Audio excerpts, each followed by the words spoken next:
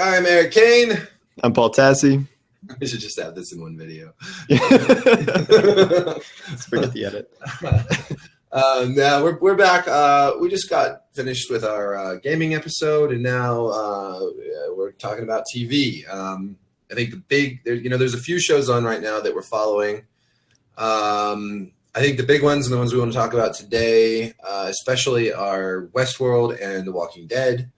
Maybe we can talk a little bit about Arrowverse, Flash stuff. I'm not quite caught up there. So let's start with The Walking Dead and Negan. What was your take on the premiere? What did you think? I thought the premiere itself, as kind of a self-contained episode, was good. I thought they kind of handled the scene well. I liked Negan's testing of Rick in those, different ways. I liked the biblical kind of, cut your own son's arm off drama that they had there.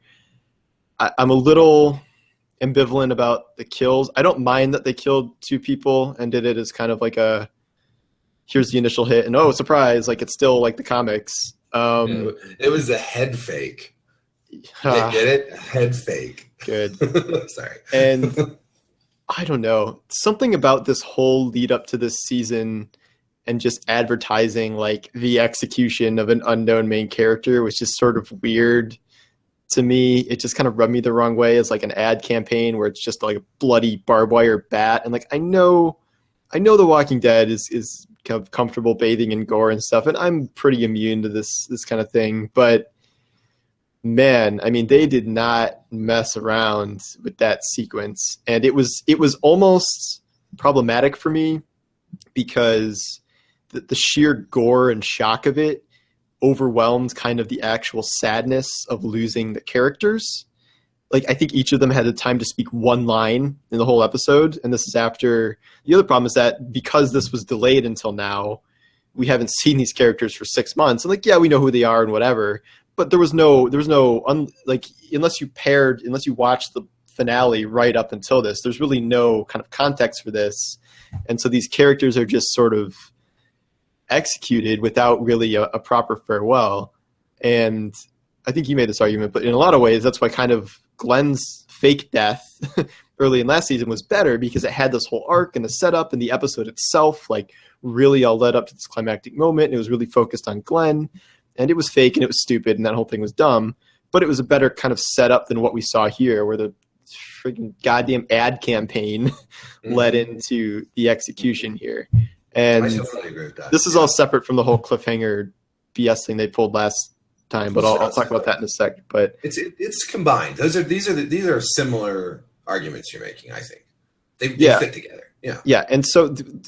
I think what they should have done and could have done that would have been sort of the best of both worlds and would have worked from a storytelling perspective and a fan base perspective is the finale was what we saw, a little shorter because an hour and a half was stupid for that finale last year. And they end when Negan kills Abraham. And so they hit him, and then he, does his little jokes and whatever, and Abraham's dead and everyone's horrified. And then season ends. That alone is a cliffhanger because you're like, oh shit, well, what happens now? Like, oh my God. But what that does is then the lead in would be we'd come back to this episode and pretty much everything else except Abraham's death would happen. So you would get the other shocking moment of Daryl's outburst, I guess, causing Glenn to be killed. So you would have a double shock just when everyone has thought that, oh, okay, Stephen Yeun is going to be safe.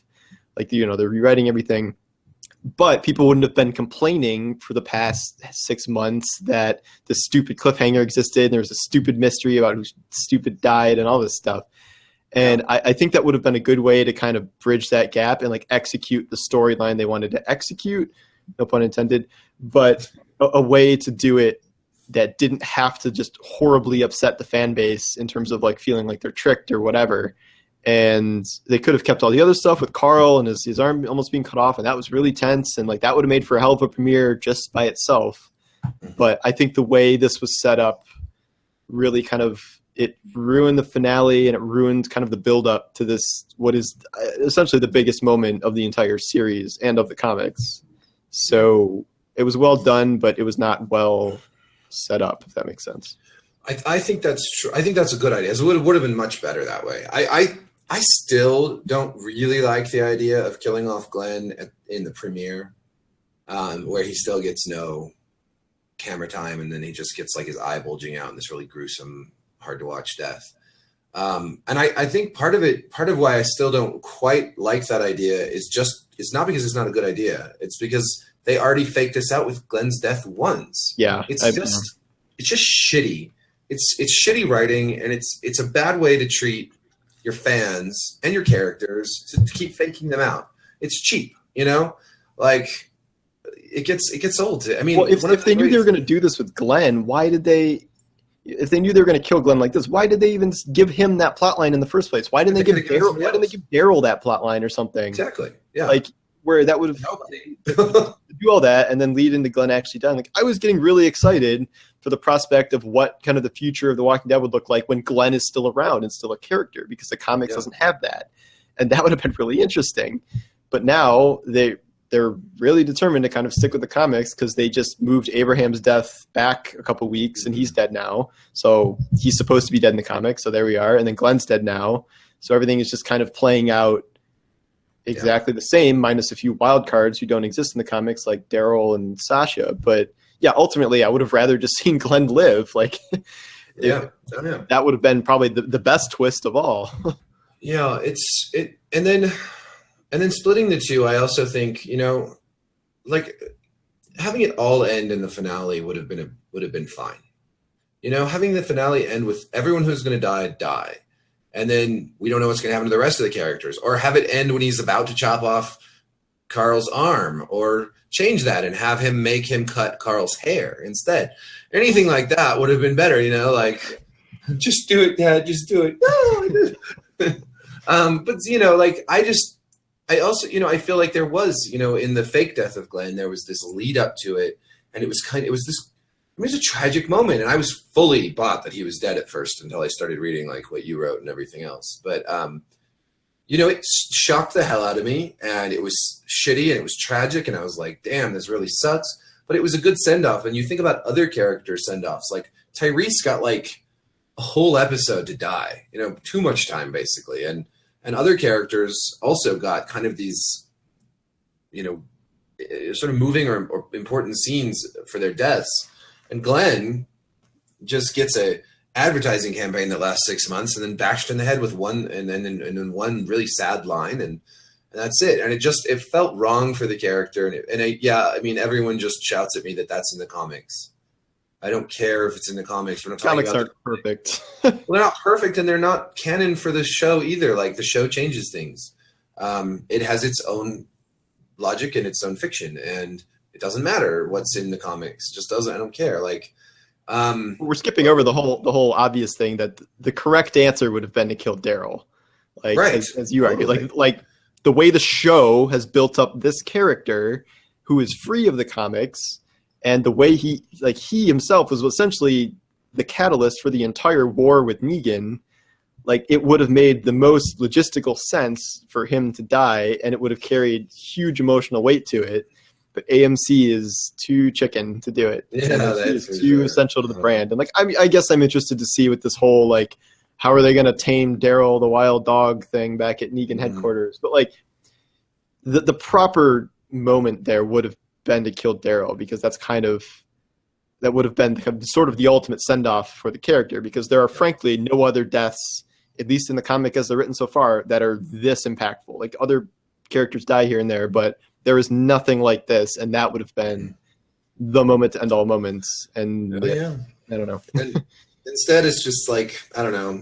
I agree with you. It was a pretty strong episode on its own. Like, it certainly kept my attention, and it certainly made me think, like, whoa, what's going to happen next? Yeah. But I also left a really bad taste in my mouth. And I also don't love Negan at all. I don't like Jeffrey Dean Morgan as Negan. I just think compared to, like, the Governor, he's just really not very ominous, not very scary. He's just kind of like, eh. Like, he's a joker. He's a big joker that, like, really kind of comes off as sort of treacly and melodramatic to me. Though there have been a lot of bad guys on the show, even very sort of short-lived bad guys that I thought were more ominous was watching. I've been rewatching Breaking Bad and just got through the scenes with Tuco.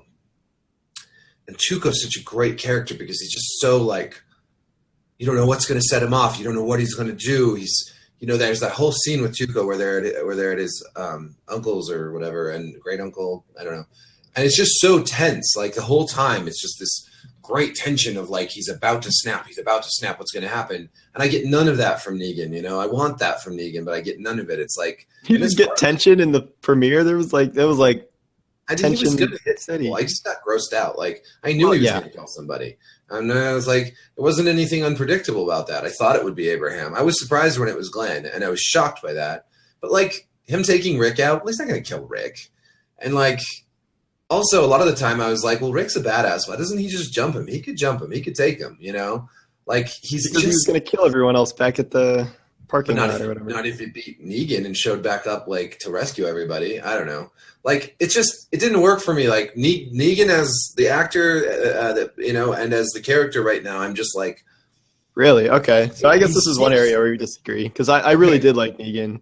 Well, and I like Jeffrey Dean Morgan's portrayal of Negan. The thing I don't like about Negan is when they start giving him too many of the comic booky lines where he's like, oh, we're heading down, like, you must be in Pea Pants City. Like, yeah, that's so stupid. And a lot of that dialogue is also stupid in the comics. But fundamentally, I like this kind of idea of this ultra cocky, like somewhat charismatic, like jovial villain who will just flip a switch and like beat a guy to death and like feel like he's not even a little scared of Rick and his group. Whereas Rick and his group are now completely terrified for more or less the first time. Like this is really the only time I've seen the group kind of this shocked and shattered than like maybe back when they were literally about to be executed by like the Terminus slaughterhouse cannibals. And, we're going to lead into a situation where Rick has to kind of be this mewling lamb for a while and kind of be subservient. Like obviously they're going to fight eventually and they're going to rise up and whatever. But for now, I think it's an interesting place to put the group and somewhere they would not normally have been. Whereas before it was like, oh, it's us versus the wolves. And like, they're crazy, but we have, assault rifles. But like they are just so dramatically like outnumbered and outgunned. And like they don't even have a prayer. And they realize that. And you could see that really come across, at least what I saw with Rick in this episode. And I thought Andrew Lincoln did a really great job of it. I'm worried about his like mental health in real life, like playing this role. Like it's so intense. But he did a great job. Yeah. And so that's why I kind of like Negan. And I wish they'd give him less of these stupid lines, but as a whole, as a character, I think he's a good one. It's pretty early, so maybe not, but I think that those lines are probably a big part of what I have a problem with. And I'm looking for a character who is jovial, like the jovial villain. I like that, but I kind of want that switch to be flipped and have them become very ominous, and not just because they're beating someone's head in, because that's just gore. I want them to be scary, like, and I just don't get that feeling from him beyond the obvious fact that he's got them cornered and outgunned. I mean, that's scary in and of itself. He doesn't add as much as I wanted that character to add to that. But, we're not going to agree on that, but that's fine. I mean, I guess we'll see where he goes. I also worry though that like everything's starting to feel a little crowded. We've got like Alexandria and Hilltop and the Saviors, and then there's the Kingdom coming. I think that's what it's called. And there's just it seems like there's going to be so many different groups of people, and I'm a little just concerned about where that will take us. It's a problem. I mean, it's a problem in the comics. Like there are so many characters in the comics that, partially because of the art style, but partially because they just keep introducing new kind of side characters that like I've very much lost track of who a large number of people that keep appearing in the comics are. And once all these communities start connecting to each other and forming alliances, and like it really does become an entirely different show. Like this is no longer just 8 people surviving on a farm or crawling through the woods. Like it totally transforms the entire narrative. And I'm probably going to write this as a piece pretty soon where, in my opinion, having read through all the comics, I won't go into what happens, but I think this kind of Negan storyline is the peak, where it's kind of Rick's group's ultimate test. And after this, it just, both the villains and the allies, like, it gets a lot more muddled, and there are a lot less kind of impactful moments, and there's not really as much to look forward to, in my opinion. So can they save that? Can they change that? Is there room, with Kirkman being so central to the show, also for them to agree with you and to change course? I just think they have to slim. I just think they're gonna have to slim down, and like some characters you have to have, like the leader of the kingdom and stuff like that. But I think they should rely more on their core casts than just constantly introducing and killing off like new characters. And I don't know. It depends. And the show has done a good job of adapting the comic while creating its own fiction as well. But ultimately, as you see with Glenn and Abraham dying, they really do want to stick to the comic, framework fundamentally. So I'll be curious to see how that kind of pans out. Yeah. All right, let's move to Westworld, which is, so far, I mean, four episodes in, I think, man, this show's amazing. It is very good. I'm very happy that HBO seems to have found a non-Game of Thrones drama that they can lean on. But yeah, that's even more gamey than Game of Thrones, Yeah, like, literally gamey. It's so gamey, like, especially this last episode with, like, he found an upgrade when he picked up the gun and stuff. Easter egg. Yeah, Easter egg. All this game reference, and that's really interesting. I wonder how far they take that. And then, of course, finding the game within a game, the maze, and all that. It's really it's an interesting show. I'm still pretty skeptical about the William as the Man in Black theory. I'm much more skeptical about that after the last episode, because I have to do some serious backbending to make that theory still work. But it could, and there's nothing that's absolutely making it impossible at this point. But I guess I don't even understand what the purpose would be. Right, I don't either. But then again, but there really is still very little overlap between that guy and pretty much the whole rest, like that guy and his friend and the whole rest of the show. Right. Like, he hasn't seen Teddy, he hasn't seen the Men in Black, he hasn't seen anybody but Dolores and the one prostitute. Mm-hmm. I don't know. It is a little strange to me, but the girl that the Man in Black found was Dolores just ran into her while she was with William, the girl that has the map, drew the map on the ground. Yeah, but then she disappeared, and like that whole scene in Mexico is like, I couldn't tell if that was another mixed-up timeline, because then the Hemsworth guy, who's like the security guy, was like, oh, someone's wandering off their path, like, go check it out. And then the guy like confronts her in Mexico. And so if they're showing someone outside the game who we know is in present day, and then Williams shows up to the guy who comes to check on her, is like, oh, she's with me, that, unless I'm doing some really crazy time glitch logic, that would seem to indicate it's the same time period. But I'm not like married to that theory. I thought it was interesting. But it is interesting. I think it is theoretical, but it's getting less likely. What seems more likely now is that when the woman is talking to Dr. Ford on the plantation or wherever they are, she talks about how like a board member is already there, and the implication is it might be the black hat guy who talks about how he's an investor, his family's an investor in the company or something. So he might be the board member kind of there to test things out, which that would make sense to me. Yeah, that could work. That was a really interesting scene with Ford, when he, without any indication of exertion or words or anything, freezes like dozens of hosts. And it's so intimidating, Like, Anthony Hopkins, first of all, is really good in this role. He's done a lot of really bad roles, I feel like, and this one is just lately, perfect. Yeah, it's kind of bringing him back into like being a serious actor, I feel like, and he's just. What's really interesting is that in the first episode, and even to some degree the second episode, I kind of thought maybe this was a man who maybe even felt remorse over how his creation had been used, and there was this sense that maybe he was, trying to fix it or sabotage it or who knows. But then the third episode, when he like snaps at that guy who's put a blanket over the host. I didn't get that at all. That would seem like very out of character. Well, that's what I'm saying. His character is becoming like you're seeing these sides of him you didn't see at first, and then again when he freezes everybody and like reveals that he knows everything about Teresa and that he, you know, that he thinks of the business, the money people as guests. It really changes him from kind of the, you know, the brilliant scientist who's kind of working and maybe he's going to get sidetracked or get foiled by the business people to the really scary guy who has this dark plot that we don't even know what's going on with it yet. You know, it seems that the maze is directly tied into his new narrative. And okay, so let's talk about that, because this is something I didn't really understand. Because so the man in black is the first one to start off on the maze hunt, and I don't really think we even know why he even gets this idea in his head that there is another secret game or whatever.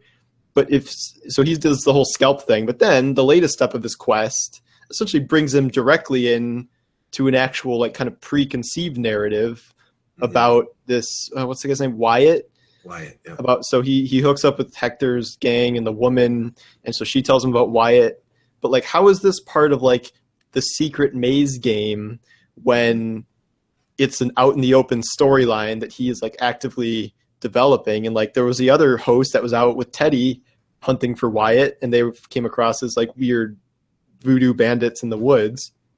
And so I just don't understand how the search for this like ultra secret hidden maze went from that to being tied into like a very obvious out in the open storyline. Nor do I understand how how aspects of this are in place, yet they're like excavating an entire crater to do something with the storyline also at the same time, which you would think they wouldn't be kind of developing it as they went. But so a couple of thoughts on that. Well, second of all, Bernard also mentions the maze, which complicates this, you know, what is that all about? But I mean, we have to really like check, I guess, on this. But if the William as the Man in Black theory is right, it's so hard to line those up. I mean, it's possible that the maze is an older part of the park that was simply hidden and unknown for a long time, and that now Ford is creating a narrative that leads to it. Like it was hidden, and now he's adding elements to the park that lead people there. See, I figured it was something embedded in the park by like Arnold, where like it was his last. Doesn't they say something about like how it was his last parting gift or something? And there's one more chapter left to be. But it was never part of like the narratives in the park.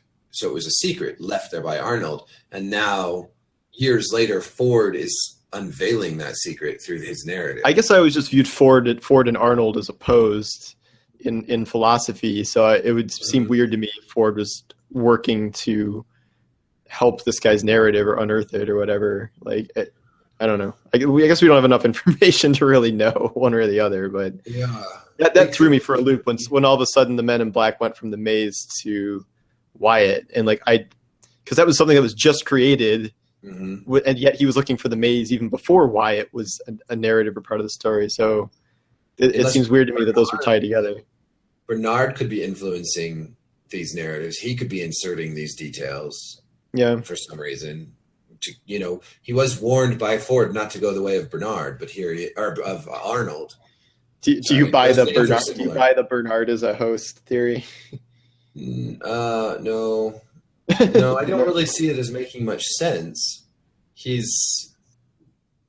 There's no reason for him to be a host, is there? I mean, I don't know. He could be like Arnold's last creation to carry on his instructions once Arnold was dead, or. I mean, there could be lots of people that are actually. And then the episode where they're talking about backstories, and then that's when we learn about his backstory, and he's got like video call with his wife and these flashbacks to his son, and the flashbacks are a lot like what we see with the hosts and their own flashbacks to their like traumatic events in their life. And but he doesn't have a narrative loop like all the other hosts, right? So that could be another thing where if he was designed by Arnold not to have a loop and like to be kind of a freer thinking thing. I don't know. In a show like this, you also have to assume somebody's going to turn out to be a host in secret. Right. Actually, they're all Cylons. Well, this is the Battlestar Galactica appeal of it all, is because the fun of that show is always guessing who is the Cylon, and now this is pretty much the exact situation. It's like that plus Totally. Lost plus a lot of things. Yeah, it just done so well. I hope it doesn't go the way of those shows. They both Lost and Battlestar Galactica both lost their way.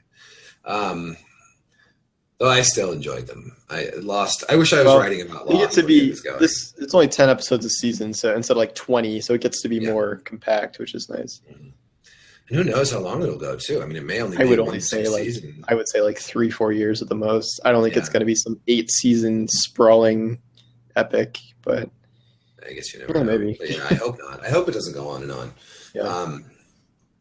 I wish Game of Thrones would go a little longer though. But oh well. Yeah, we can't wait for the 6-episode season coming up. Yeah. I mean, I get why it's not, because we're just in such like a climactic moment now where it's like all out war between Dany and literally everybody, literally just the Lannisters versus like Dany and everybody. So I get why there's only 13 episodes left, but I don't like this like 6-episode, 7-episode season thing. Mm-hmm. Yeah, it's weird. And then will the book come out? Will the book come out before the next season? I don't know. No comment. Well, no comment. Yeah. In terms of, I guess we could talk real quick about Flash and Arrow. I haven't seen the last episode of either one of those shows. So, okay, but do you agree with me that Arrow is like surprisingly good this season? I think it is better. Yeah, I think it's much better. I think it's the strongest. I mean, I'm watching Supergirl and Legends of Tomorrow also, and I don't know if do you watch Legends of Tomorrow? I can't remember. Okay, I gave up last season. I think it's the strongest of all of them. Like just because it's like they directly took feedback and they're like, okay, no more supernatural like BS. Like we cut everyone out of Team Arrow and now we're back to like training new people and that dynamic, and it just I don't know it. Felicity's it works. Funny again, and Felicity's funny. Like there's no more Oliver's annoying drama. The only complaint I have is that when you get to episodes now where you have Diggle side flashbacks and then you have Oliver back flashbacks, there's only like 30 minutes of actual Arrow in Arrow because you're splitting it between all these things.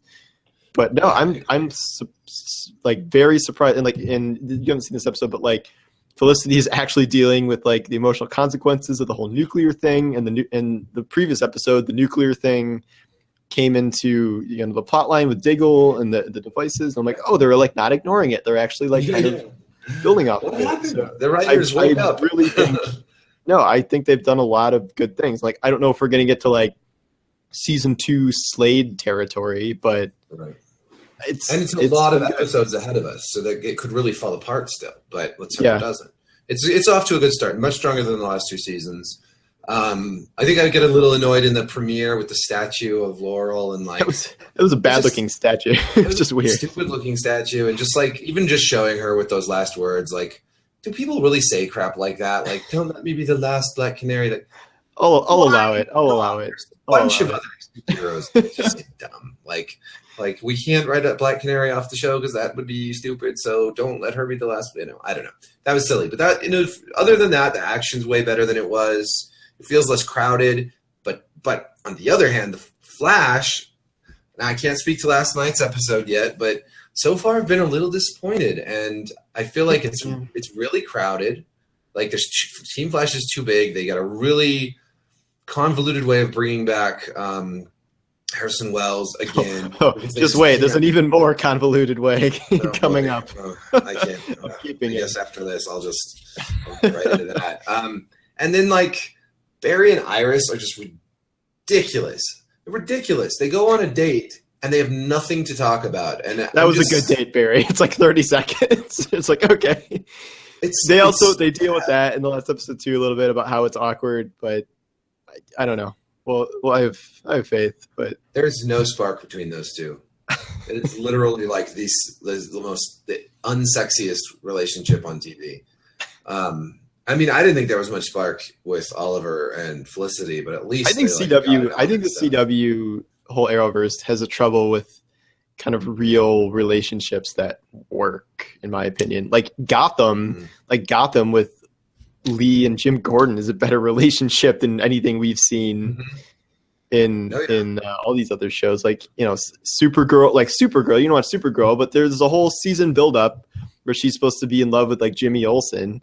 And then in the season premiere, she's like, well, things are really dangerous, so I think we got to hit the brakes. And then it's like over, and it was this whole season buildup, and they're not even together anymore because like it's like they don't know what to do. Like they don't know how to handle these relationships or like what to do with them once they start, and it's very strange. It is strange, and it shouldn't be that hard. I mean, a relationship's just one way to play off characters' interactions with one another and create tension and put especially superheroes in positions of compromise. Where they have to, you know, protect or lie to or something else. The Patty Berry relationship was pretty good. That's one of the better ones. Oliver and Sarah Lance, I thought was really good. Man, those two were great together. They were like made to be together. They're both kick ass and like just I really liked them together. And then they just shot that in the foot and made room. Sarah Lance is essentially made her the lead of Legends of Tomorrow now at this point. Like it's an ensemble, but they made her kind of like the captain of the time ship and all that. Legends of Tomorrow is doing something interesting where their premiere was a flashback to the Legends team fighting Damien Dark back when he was working with the Nazis, which was interesting. And then they're like, oh, he's being aided by like a rival time traveler, and like we have to find out who it is. And it turns out their new antagonist for this season is Eobard Thawne. Oh, and wow. It's like, and he's been in a couple episodes now. And that is like, I wrote an article about this. I'm like, this is how you connect a universe where like these Netflix shows don't even acknowledge they exist. And they certainly don't connect with the movies and Agents of S.H.I.E.L.D. on an island. But that was like a perfect kind of compilation. And then they're building this big 4-episode crossover with all the shows, which will be awesome. And I think they do a really good job of that. Day-to-day Legends and Supergirl are kind of so, and I don't think they're going to be as good as The Flash and Arrow this season or in general. But it is interesting to watch them all, like kind of each day of the week if you can have time. But it's becoming a lot. It's tough. Yeah, it's tough to do that. Yeah. I have to do other things with my nights, you know. I don't, so I just do that. I easily set those ones aside. You know, like Walking Dead is like must. I'm getting to that point where I'm just like I have to start cutting shows because this is like I just want to cut Shield now until like just Shield is doing a Ghost Rider plotline now, and I'm like I can't even. I'll binge watch this in like 3 months or something, but. Speaking of shows that I can't watch, I've gotten about 6 episodes into Luke Cage, and then I just keep falling asleep. I'm so bored with it. Why is this show so slower pace? So freaking slow and boring. Oh my god, I can't handle it. I liked it. I don't think it's as good as the others to a certain extent, but I think Jessica Jones is probably the best one. Way better. Daredevil season 2, when it's the Punisher parts, are better. I haven't gotten there yet. That's another. I couldn't get through Daredevil. I just can't get into the Netflix Marvel stuff except for Jessica Jones, which I really liked. Yeah, I can see that. I'm just so used to like turning my brain off and just being able to binge like 7 episodes a day on those things. I just get through them in 2 days and don't really. If I had to keep up week to week, it would probably be a lot harder. Yeah. But since I can just kind of make them flow all into each other, it's not so bad. Yeah, I keep on thinking like, oh, I should watch some more Luke Cage, and then I'm just like, no, I'm gonna go play. Well, Luke Cage gets worse. Like the last third of Luke Cage is just very terrible. In my opinion, it's such a shame. So, I really think they need some new direction with that whole thing. Like you said, they need to connect those shows in meaningful ways. No interconnection. It's like Rosario Dawson. Rosario Dawson is the only connecting thread. And like I get that they are going to connect. They're making a Defenders mini events, but like they don't need mini events. They need the fiction to work together in interesting ways. You don't need to have the Avengers assemble. You need to have these stories impact one another and have consequences from one story bleed out into the other story. That's when it becomes interesting. That's why Civil War was so good, because that wasn't like an Avengers movie, but it was a logical continuation of everything that had come before it, and like the characters that were there, it was like logical for them to be there. Whereas in like Jessica Jones, Luke Cage, whatever, it is not logical for all these characters to never connect when they're all in like 2 boroughs of the city. Like they should be connecting. Right, and maybe even working against one another at times, like they had to in Jessica Jones. Like Luke Cage was manipulated against it. That was interesting. The whole Marvel universe is just frustrating. It's like, okay, in Agents of S.H.I.E.L.D., they just spent a whole season doing this Inhumans plotline where like inhuman alien sleeper people started awakening up with superpowers all over the world. And like, is that ever going to make its way into Netflix or into the movies? No, even though it's like a huge world-changing event. And like S.H.I.E.L.D. would totally show up and like ask Luke Cage questions. Like, but they're not going to connect. And I just kind of give up. Yeah, I can almost like see with that more adult, darker, grittier feel of the sort of Hell's Kitchen, Harlem. I could see them saying like, we're going to create our own mini universe, and it's going to be connected, but it's not going to reference the movies. It's not going to touch on Agents of S.H.I.E.L.D. It's going to be its own self-contained thing, and it's going to be darker, and it's, and just not have like references to the big green guy, because this is stupid. Like all that stuff just doesn't even work. It doesn't work to connect it because it's so flimsy. Well, it just makes you wonder what the point of the MCU even is. Like, why do they even have to include TV if they're going to be connected in these like pretty much like obnoxious ways? Right. It's almost more annoying than not. And like S.H.I.E.L.D. made sense because S.H.I.E.L.D. was a direct spin-off out of the Avengers with Phil Coulson.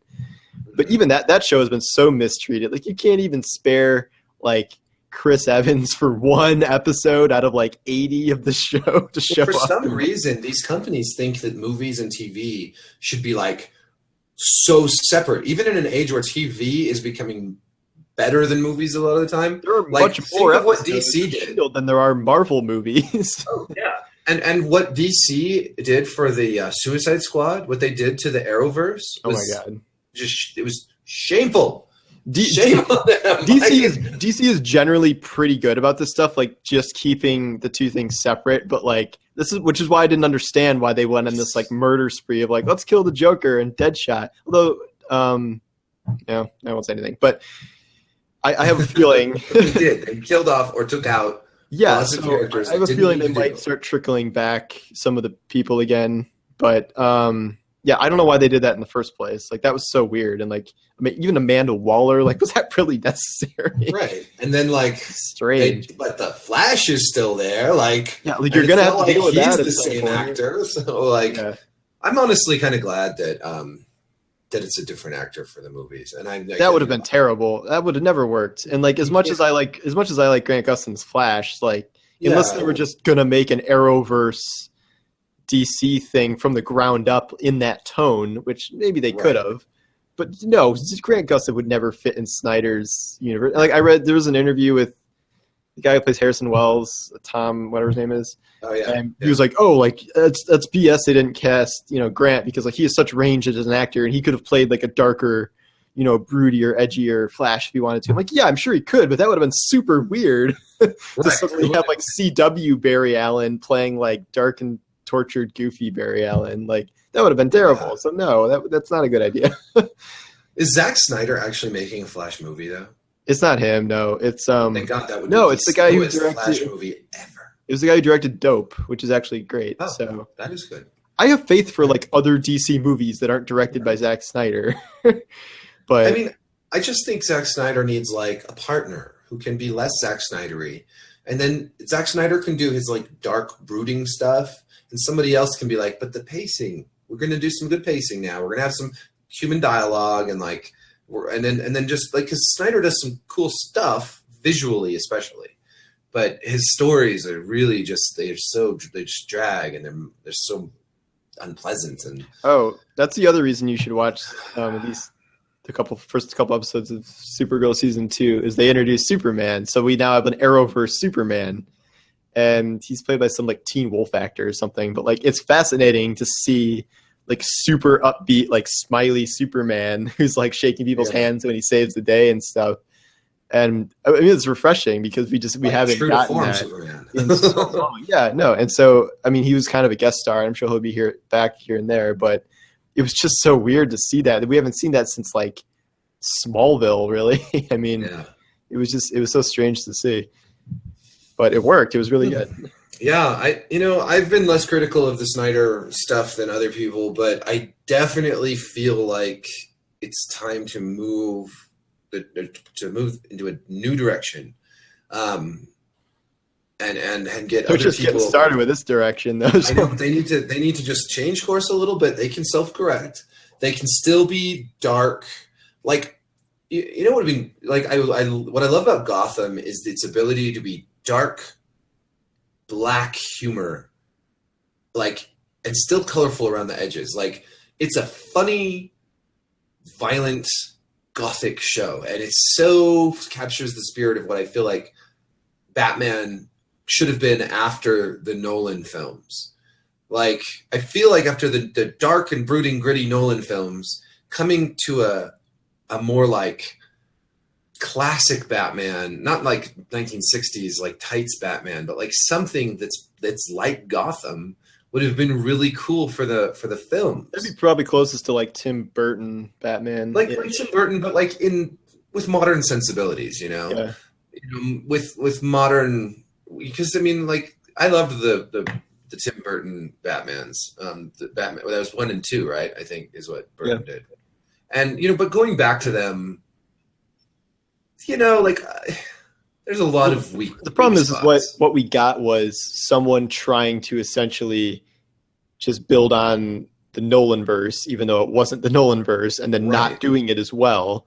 So the whole universe is based on like a version of the Nolan verse that is only like 50% as good as the Dark Knight ever was at best.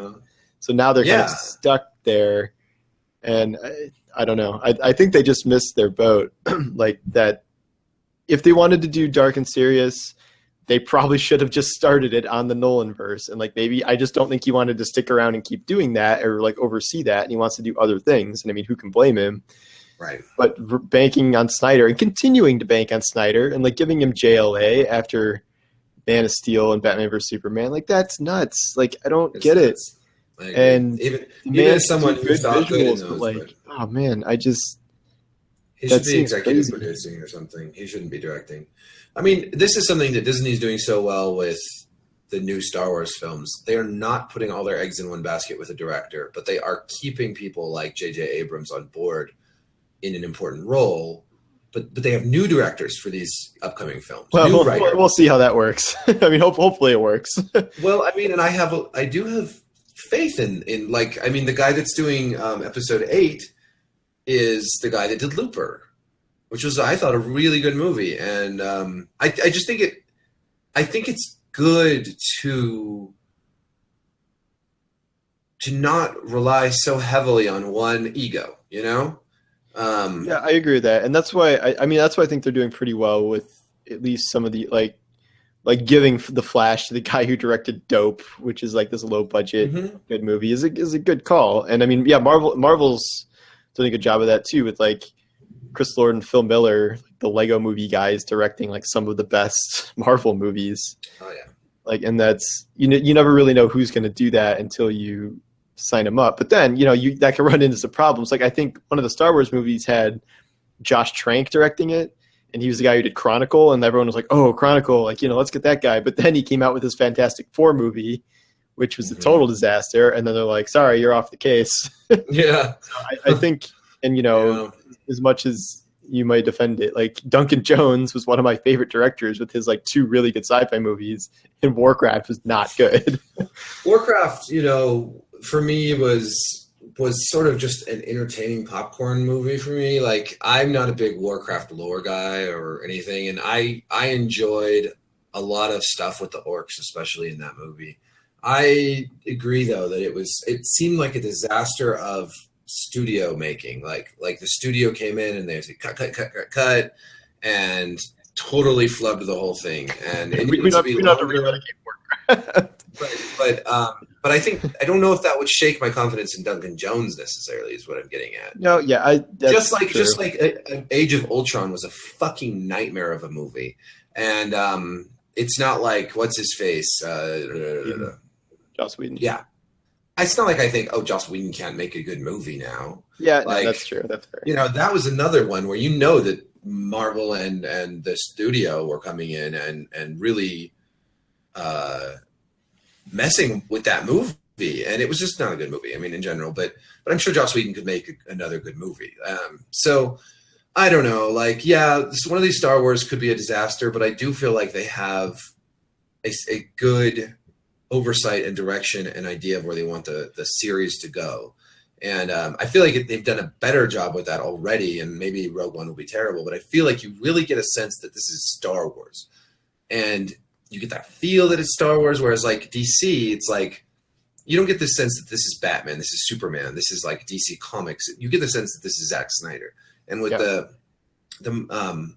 Marvel TV stuff, that's another problem. There's just there's a hard time unifying these things that are supposed to be unified. So I don't know. Hopefully Disney does a better job with the Lucas. Disney's like kind of the king of that, so I've confidence in that. Although, even Doctor Strange is getting like crazy good reviews. I know, it's fantastic though. I mean, I'm looking forward to seeing that one. So one negative review out of like 40 on Rotten Tomatoes is Scott Mendelson. Oh, is it? Yeah, well, I find that's so funny. With Scott on a lot of things, so that's probably... I disagree with him on so much, but like his box office writing is great. Oh, like, I think his beat is amazing. I just disagree with him on like every movie, which is funny. It's funny too because Mark Hughes is also like diametrically opposed in opinions on movies to Scott Mendelson. Yeah. Whereas I think like, you know, when it comes to like their political views and stuff, they're pretty much right in the same box. Right. But yeah, it's funny. All right, well, let's wrap it here. Maybe next time we can talk about some of these movies coming out. I didn't see Magnificent Seven or anything. I thought I just haven't gotten to the movies for a long time. Something's got to be really attractive now for me to trek all the way to a theater. Oh yeah, and also Doctor Strange. But dude, I wish there was a theater where they didn't allow kids here, because I go to the movies and I go to some like R-rated, like violent ass movie, and there's like 4 kids next to me jumping around, making noise, and a baby crying, and like parents are like, well, whatever, do whatever you want, and it's like, this is not fun. I'm not having a good time here. So yeah. So down with the movie theaters. I hope they go the way of game journalists. Just like that won't make any sense unless people watch the first video. But watch the first video. Watch them both. All right. Well, it's been a pleasure, and catch us next week or so, sometime in the future. You know, maybe when our game reviews for like Skyrim and Dishonored come out sometime in the undetermined future. All right. Peace. Later.